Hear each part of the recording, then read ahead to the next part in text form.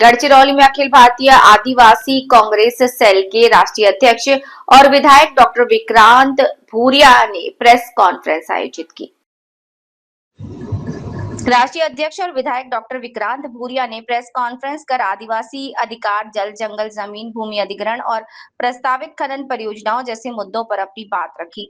उन्होंने कहा कि आदिवासी समाज के संवैधानिक अधिकारों की रक्षा के लिए कांग्रेस लगातार आवाज उठाती रहेगी। महाराष्ट्र के गढ़चिरौली जिले से ब्यूरो चीफ श्रीमंत सुरपाम की खबर। गढ़चिरौली में आयोजित पत्रकार वार्ता के दौरान डॉक्टर विक्रांत भूरिया ने कहा कि किसी भी विकास परियोजना को लागू करने से पहले स्थानीय ग्राम सभा की सहमति और प्रभावित लोगों के हितों का ध्यान रखा जाना चाहिए। उन्होंने कहा कि विकास के साथ पर्यावरण संरक्षण और स्थानीय लोगों के अधिकारों का सम्मान जरूरी है। इस अवसर पर पूर्व मंत्री वसंत पूर्व के विधायक रामदास मसराम, जिला कांग्रेस अध्यक्ष विश्वजीत कोवासे, सुरेश कोवासे और अन्य उपस्थित थे। कांग्रेस नेताओं ने कहा कि आदिवासी और किसानों के हितों से जुड़े मुद्दों को लोकतांत्रिक तरीके से लगातार उठाया जाएगा। फिलहाल गढ़चिरौली से ये बड़ी खबर। मेरा सभी पत्रकार साथियों का मैं सबसे पहले स्वागत करता हूं। साथियों, मैं दिल्ली से आया हूं। मेरा नाम डॉक्टर विक्रांत भूरिया है। मैं आदिवासी कांग्रेस का राष्ट्रीय अध्यक्ष हूं।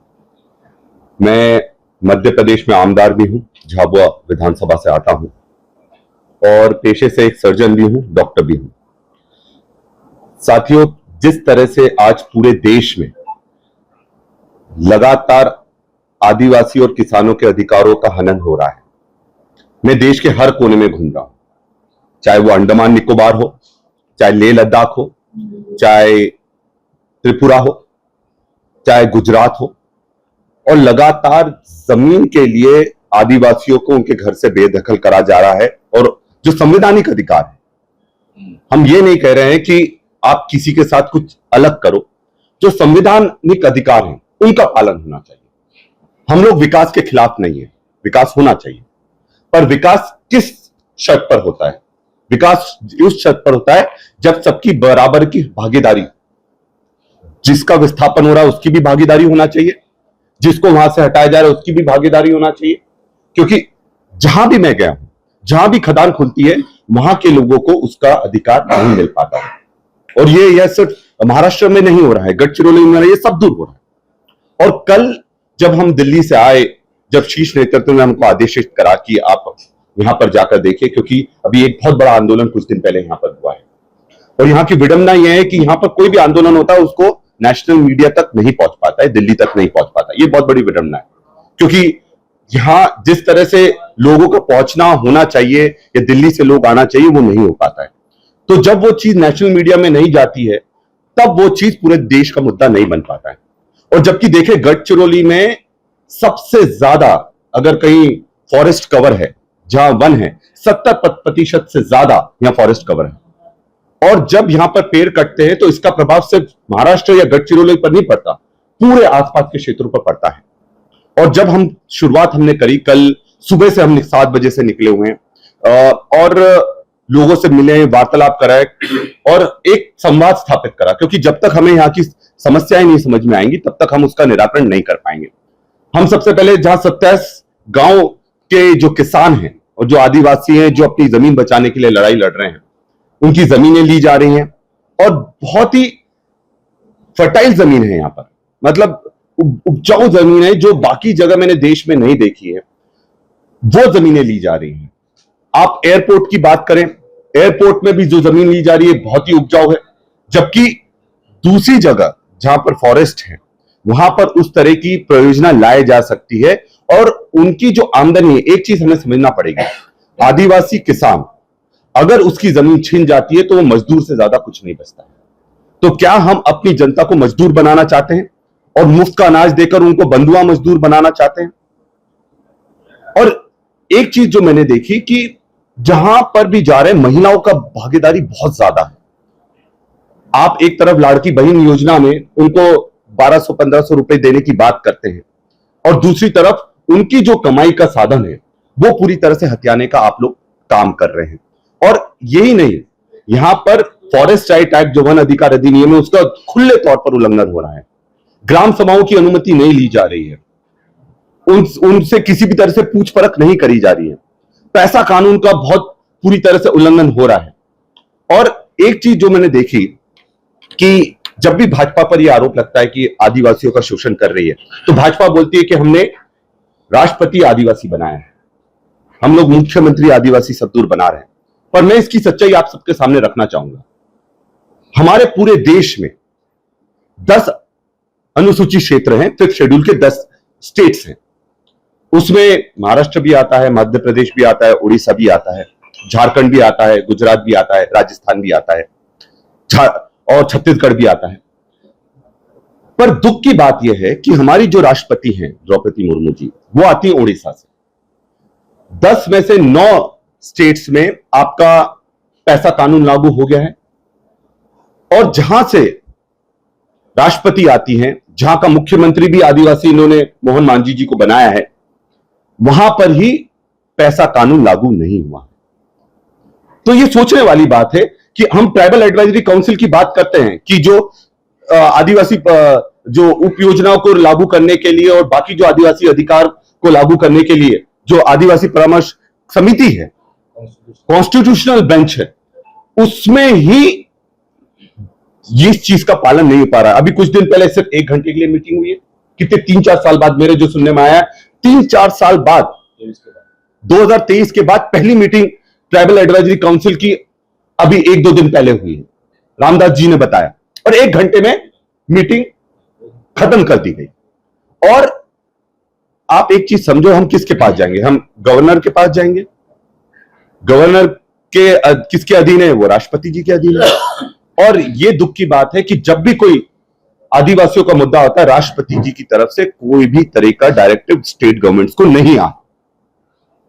तो बीजेपी आदिवासियों को सिर्फ मुखौटे की तरह उपयोग कर रही है, और उनका मुख्य उद्देश्य उनका जमीन लेना। और यहां भी एक बहुत रोचक चीज मैं आपके सामने रखना चाहूंगा। अभी एक डीलिस्टिंग और डीलिमिटेशन की बहुत बड़ी बात चल रही है कि हम डीलिमिटेशन करेंगे, और डीलिमिटेशन में विधानसभाओं को अलग करा जाएगा, लोकसभा को अलग करा जाएगा। पर वो डर इस बात पर रहे कि उसकी जो जनगणना होना चाहिए, जातिगत जनगणना और बाकी जनगणना, वो नहीं करना चाह रहे, वो 2011 के हिसाब से करना चाह रहे।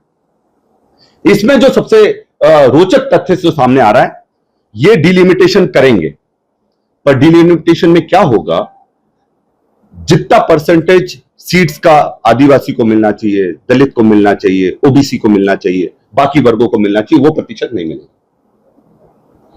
अगर आदिवासियों का अधिकार 25 सीटों पर है, 30 सीटों पर है उनके आरक्षण के हिसाब से, तो वो सिर्फ 5 सीटें बढ़ाकर उसको खत्म कर देंगे। फिर क्या होगा, जब डीलिमिटेशन में हमारा हिस्सा कम होगा, तब ये 5th शेड्यूल के एरिया से हमको बाहर कर देंगे।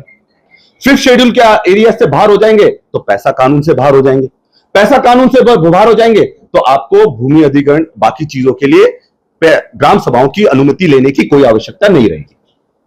और ये चीज डीलिस्टिंग में कर रहे हैं।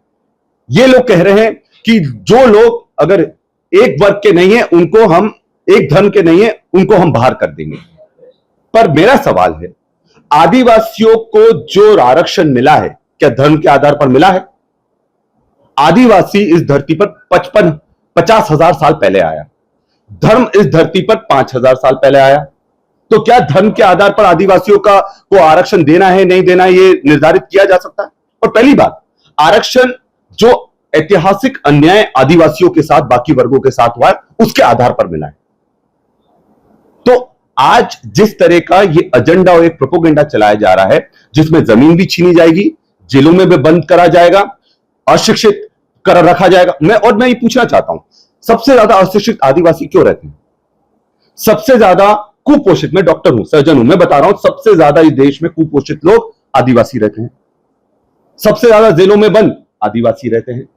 आप नक्सली के नाम पर सबको खत्म करने का दावा कर रहे हैं, पर मुझे एक चीज बताइए, जब तक आप उनको नक्सलिज्म छोड़वा सकते हैं, पर जब तक उनको अधिकार नहीं दोगे, तो क्या वापस वो नक्सली नहीं बनेंगे? हमें यह भी तो सुनिश्चित करना पड़ेगा। देवेंद्र फडणवीस जी बड़े बड़े दावे कर रहे हैं कि नक्सलिज्म हम खत्म कर रहे हैं। अभी कल की बात है, वापस से पर्चे और बैनर फेंके गए हैं। ये क्यों हो रहा है? आप एक तरफ से उनको डंडा मार रहे हो और ये भी बोल रहे हो कि आप मुंह नहीं खोल सकते। तो आप कम से कम जो ये अन्याय कर रहे हो उनकी जमीन लेने का, ये बंद जब तक आप नहीं करोगे, तब तक नए लोग नक्सलिज्म में नहीं जाएंगे। इसकी गारंटी कौन लेगा? हम चाहते हैं नक्सल निधन खत्म हो, अहिंसा नहीं होना चाहिए, पर यह भी सुनिश्चित करना चाहिए कि अगर कोई किसी चीज पर आदिवासी का अधिकार है, जल जंगल जमीन पर आदिवासी का अधिकार है, तो उसको वो अधिकार मिलना चाहिए। उसके लिए उसको भिखारी के तरह मांगना नहीं चाहिए, प्रशासन से नहीं मांगना चाहिए। और यह भी बात पक्की है कि हम लोग इस देश में हर धर्म, हर वर्ग के व्यक्ति, सब लोग साथ में हैं, और इस देश का विकास तभी हो सकता है जब सब लोग उसकी हिस्सेदारी बने। आज एक हकीकत है कि जिस दहशत में आदिवासी हैं, उनको पलायन करने पर मजबूर होना पड़ा है। देखो, जमीन नहीं रहेगी तो क्या करेंगे? पलायन करेंगे। यहां से छत्तीसगढ़ जाते हैं, दूर दूर जगह पलायन कर रहे हैं आजकल। वो क्यों कर रहे हैं? क्योंकि यहां पर उनके जो कमाने का साधन है, जो खेती का साधन है, किसानों के जो खेती का साधन है, वो ही उनसे छीना जा रहा है, और एकदम उपजाऊ जमीन उनसे छीनी जा रही है। तो हम, ये शुरुआत है, आज पहला दौरा हमारा हुआ है। इसकी जो ब्रीफिंग करनी है हाईकमान को दिल्ली में, वो भी हम करेंगे। और आने वाले दिनों में अगर इन चीजों पर, जिस तरह का अन्याय हमारे आदिवासी और किसानों के साथ हो रहा है, और अगर उस पर किसी तरह से उसका निराकरण नहीं होता है, तो बड़ा आंदोलन भी हम लोग खड़ा करने का काम करेंगे। अब मैं चाहूंगा मेरे पत्रकार साथियों, अगर आपको कोई सवाल करना है तो आप बिल्कुल कर सकते हैं।